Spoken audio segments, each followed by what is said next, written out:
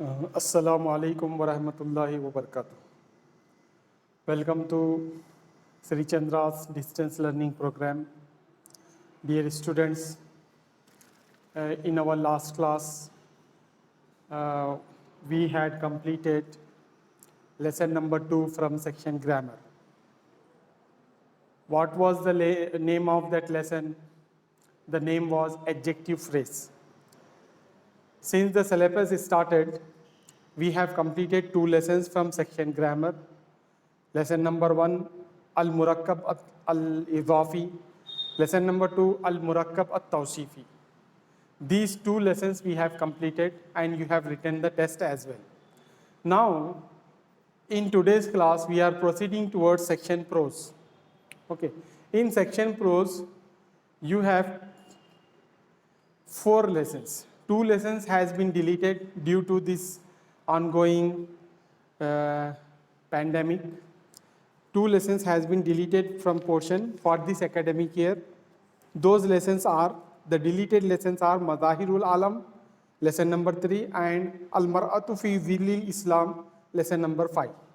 Lesson number 3 and 5 has been deleted from your portion. So for this academic year, we have to study 4 lessons. Lesson number 1 is Durusun Minal Quranil Kareem Al Juz'u Thani. The first part was in your first year. The first part was in your first year. This is your second part. Okay. This is second part in your second year. So what we will do, we will study. So in this lesson, we will study 4 surahs. Okay. Now we are starting section prose, lesson number 1.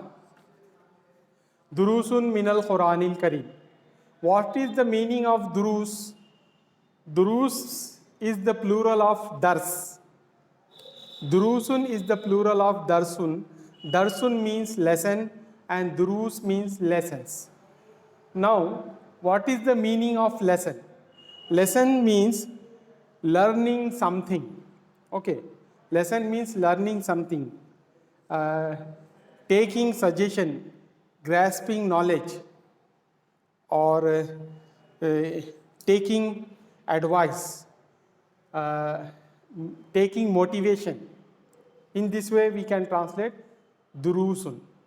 Durus means lessons. Lessons means what we have learned from a particular topic. What we have learned from that particular topic, known as a lesson. Minal Quranil Kareem.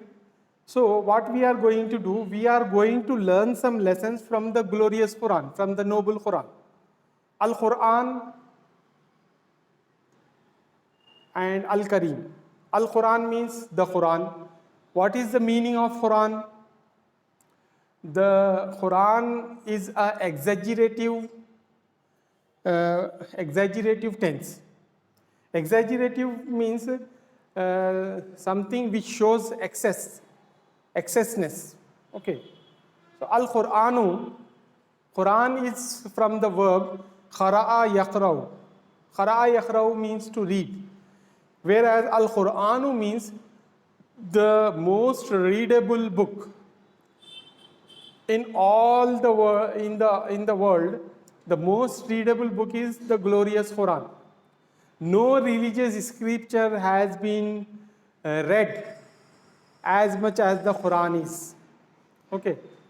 We have other religious books which are older than the Quran. Quran has come nearly 1400 years back, but other religious scriptures are far more than before the Quran. Okay.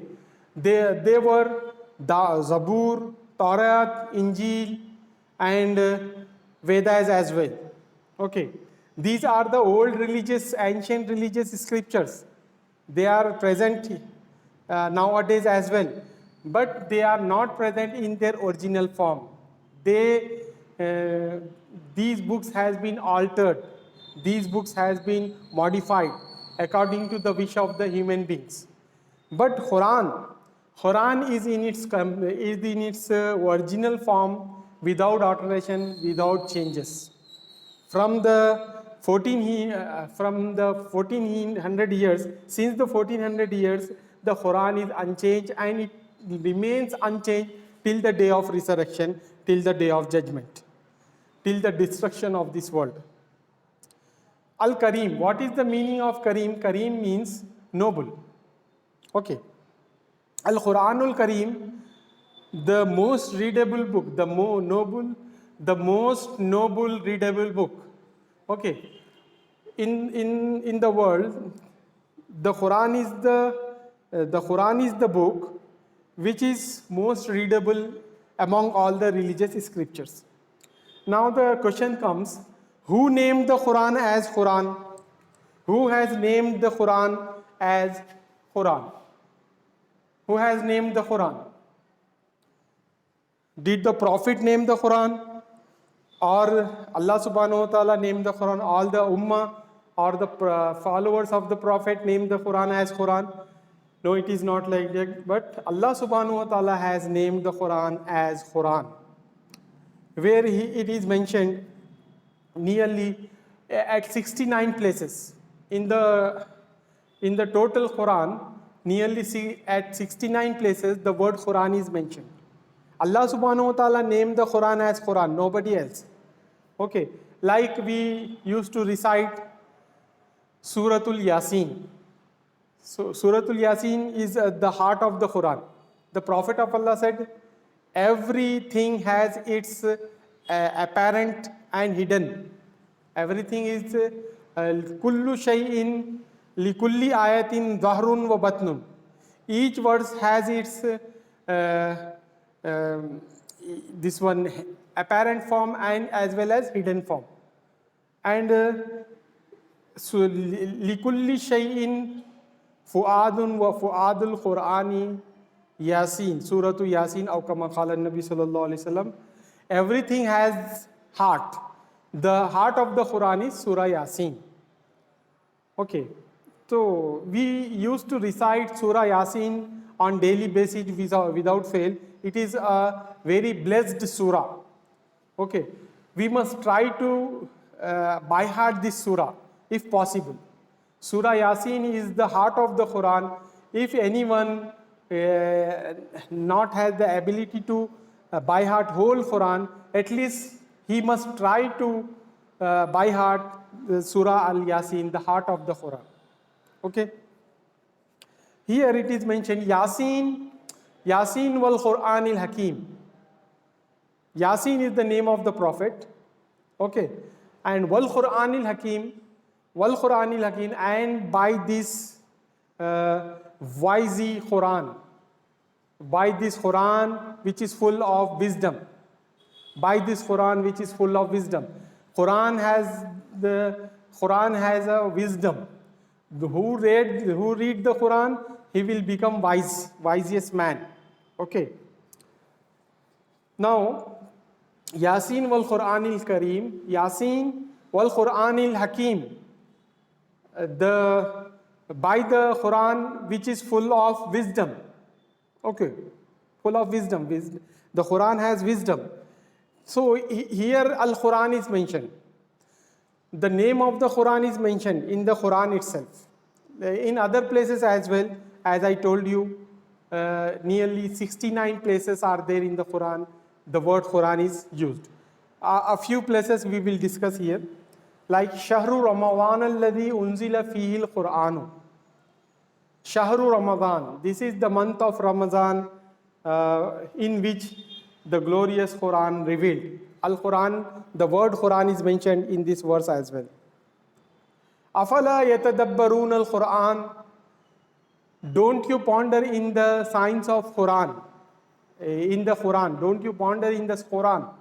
Don't you think deeply in the Quran? Why don't you think deeply in the Quran? The Quran is asking. The word Quran is mentioned there. Inna anzalnahu Qur'anan Arabiyyan. We have revealed this Quran in Arabic language. فَإِذَا قَرَأْتَ الْقُرْآنَ فَاسْتَعِذْ بِاللَّهِ مِنَ الشَّيْطَانِ الرَّجِيمِ.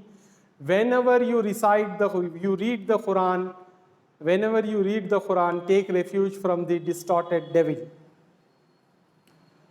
وَنُنَزِّلُ مِنَ الْقُرْآنِ مَا هُوَ شِفَاءٌ. And we have revealed this glorious admonition, Quran, for the cure to the human beings, for the cure to the believers. وَرَتِّلِ الْقُرْآنَ تَرْتِيلًا. And read the Quran in a slow and measured tone. Swad wal Qur'ani dhikr. Swad is the name of the Prophet, and wal Quran, by the Quran, which is full of admonition. Qaf wal Quranil Majid. Qaf wal Quranil Majid, the name of the Quran is mentioned in this verse as well.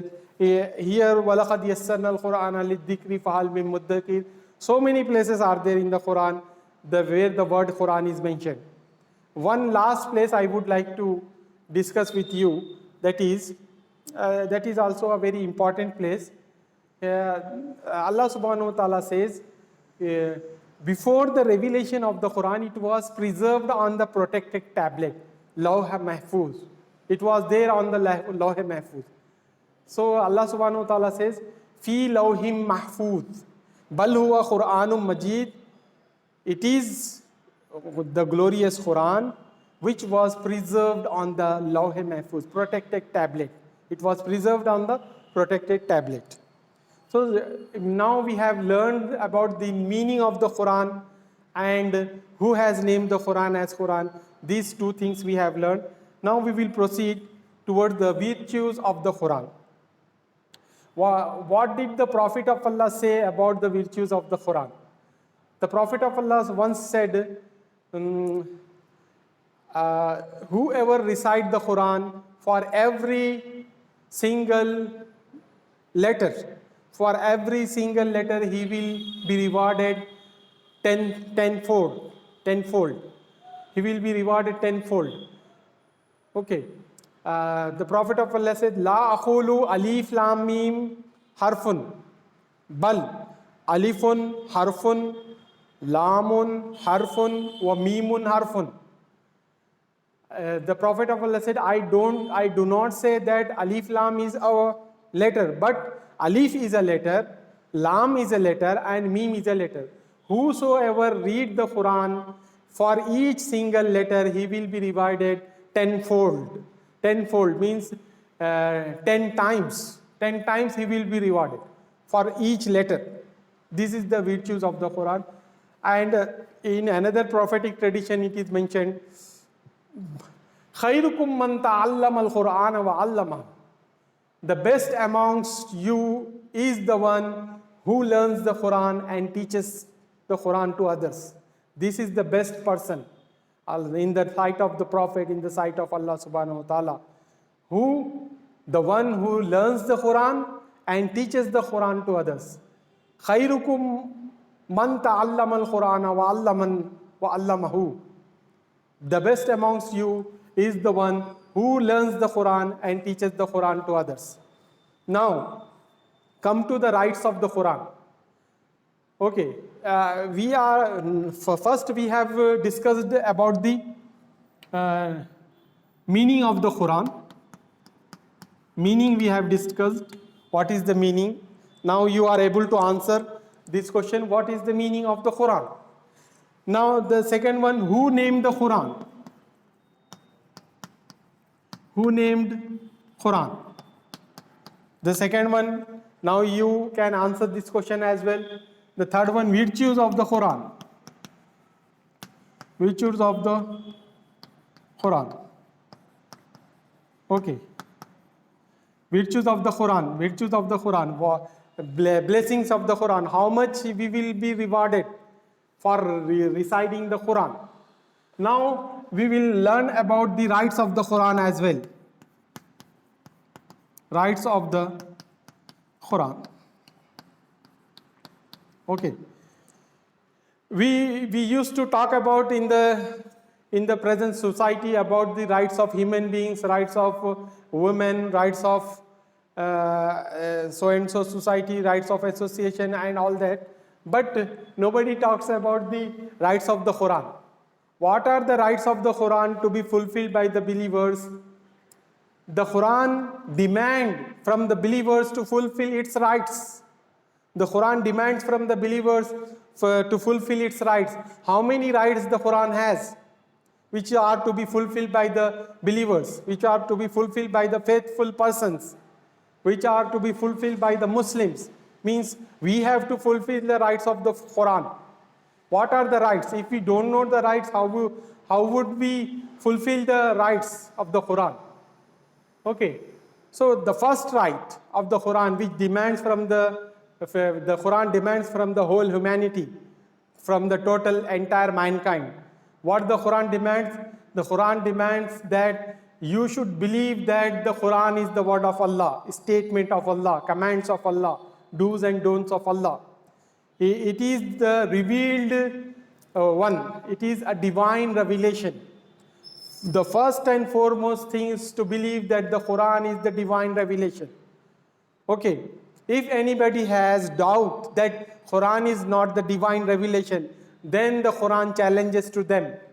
If you are in doubt that what we have revealed is not from Allah subhanahu wa ta'ala, not from the divine revelation, then bring the like of the Quran. The Quran challenges in Surah Baqarah. It is said in the Quran, in the Surah Baqarah, that in kuntum fi raybim mimma nazzalna, if you are in doubt what we have revealed to our beloved Prophet, then fa'tu bi suratin mithlihi, then bring the like of this surah, bring the like of the Quran. If you are truthful in your challenge, okay, if you are truthful in your words, then bring the like of the Quran. Then you will never bring the like of the Quran. Okay. This is an open challenge by the Quran. The challenge is still unmet after passing 1400 years. Okay, the challenge is unmet. Nobody has bring the like of the Quran so far, and they cannot bring till the day of resurrection, because this is the divine revelation. Nobody can alter, nobody can modify, nobody can change the Quran, and nobody can bring the like of the Quran. Okay, rights of the Quran. Okay, what are the rights? The first right is that the Quran demands the humanity to believe that this is the word of Allah subhanahu wa ta'ala. This is the divine and trustworthy revelation on the surface of the earth.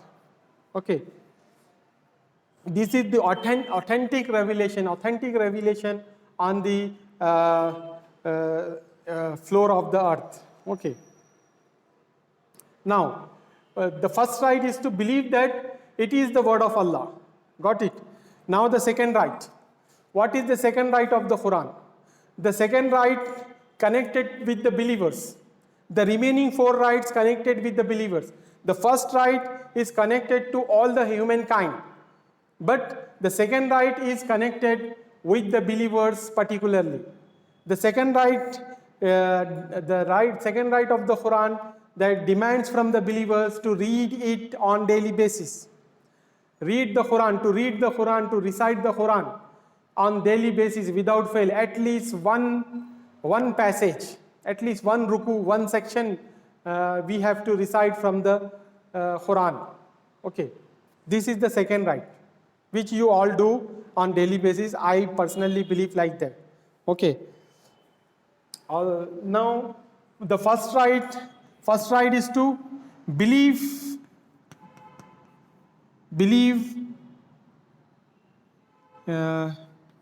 B-E-L-I-E-V, believe this is to be the word of Allah. Then second is to recite. Recite means read. To read the Quran. Okay. The third right of the Quran is, after reading, the third right becomes to understand it. Understand. Okay. The third right is to understand the Quran. The first one is to believe that this is the word of Allah. The second is to read the Quran on daily basis without fail. And the third is to understand the Quran. Okay. What is it actual means? Authentic meaning. Then fourth is to the fourth right of the Quran, which demands the Quran from the believers. After understanding, what we have to do? Practicing. to practice. Okay. After understanding something, we have to practice the teachings of the Quran. Okay.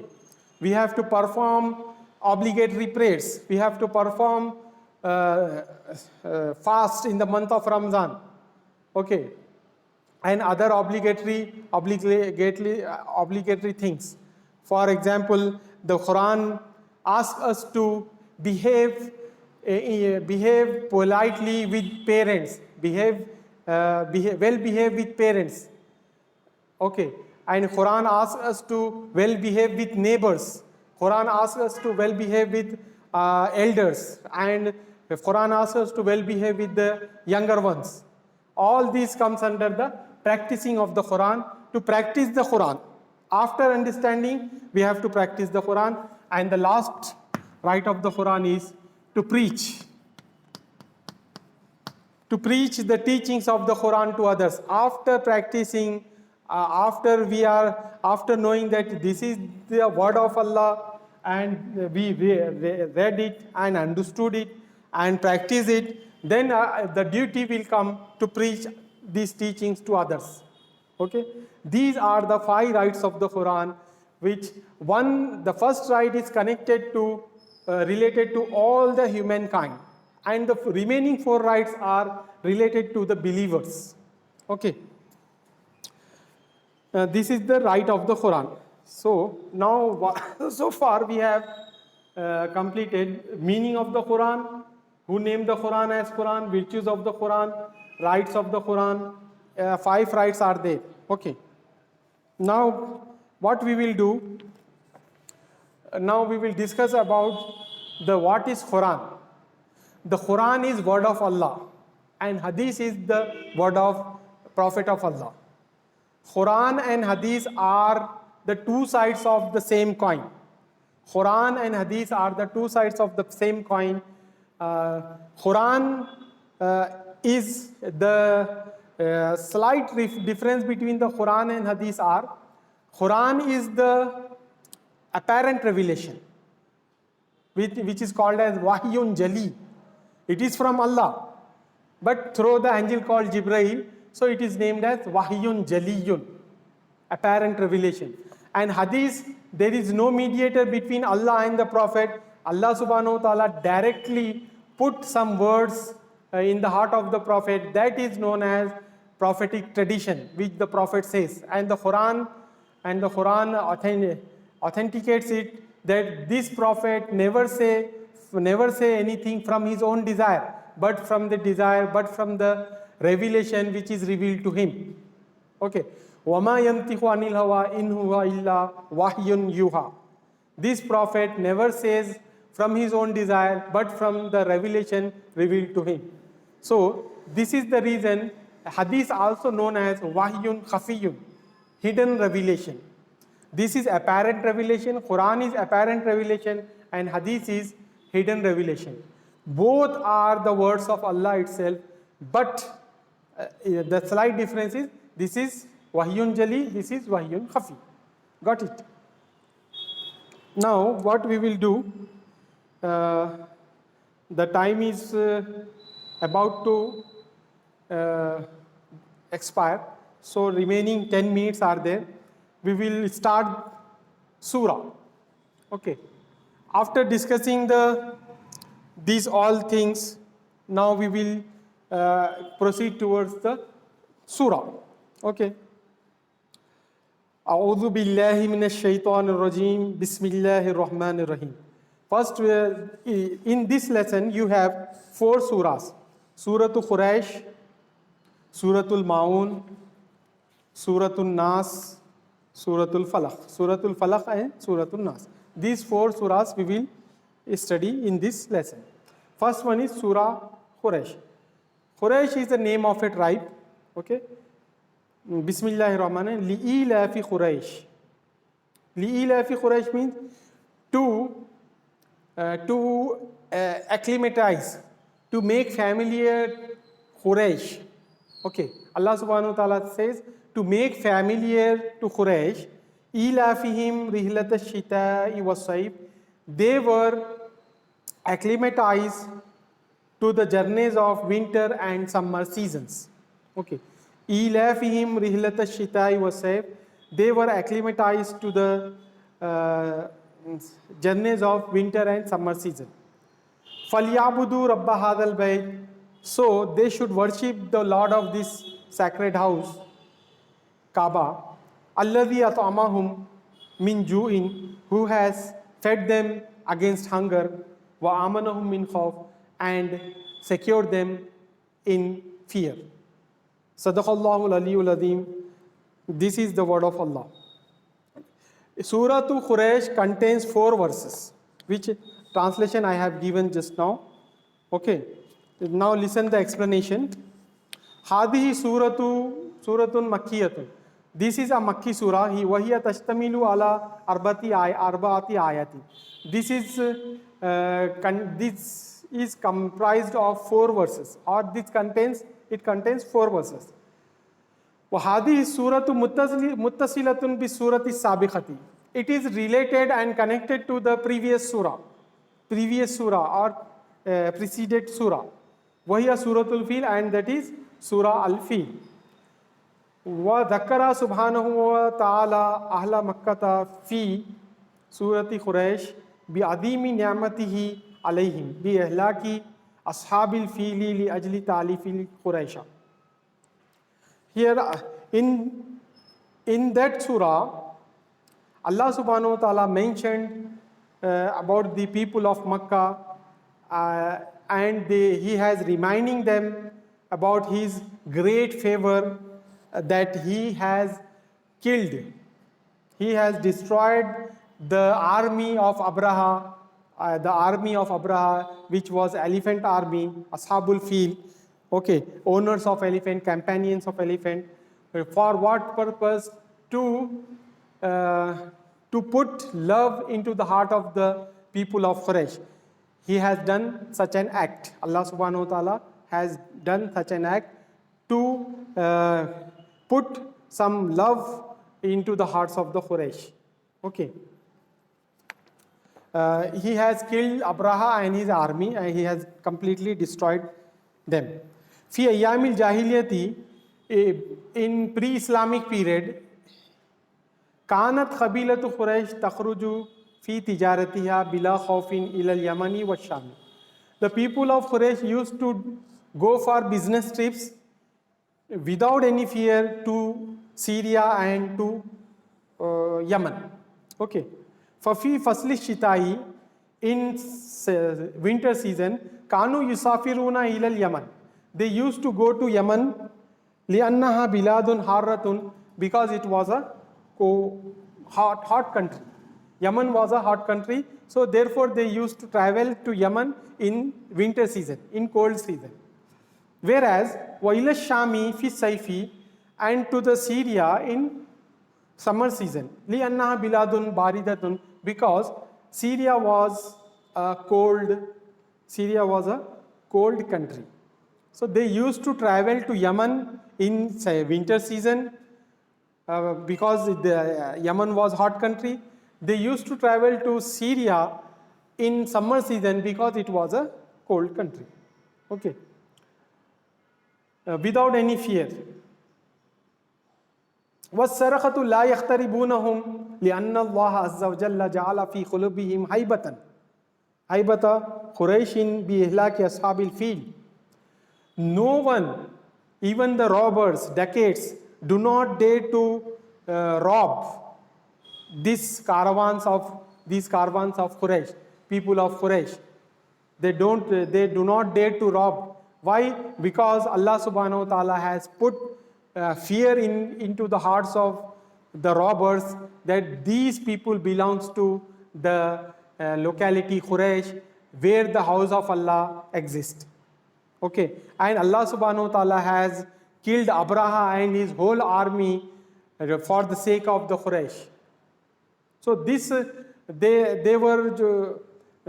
take the fear. They used to fear, if we do something to them, then we were going to be killed by Allah subhanahu wa ta'ala. So they used to fear like that. وَأَمَرَ اللَّهُ سُبْحَانَهُ Allah subhanahu wa ta'ala ordered Ahla Quraysh, the people of Quraysh, أَن يَعْبُدُوا رَبَّ هَذَا الْبَيْتِ, to worship the Lord of this house, الَّذِي وَفَّرَ وَسَائِلَ الْمَعِيشَةِ, who has provided many sources of livelihood to them. وَآتَاهُمُ الْأَمْنَ وَالسَّلَامَ, and He has provided safety and security in hard times, in hardships and in fear. So this is the short, what we can say, this is the short explanation of the Surah Al-Quraysh. Okay. Inshallah, in our next class, we will start next surah.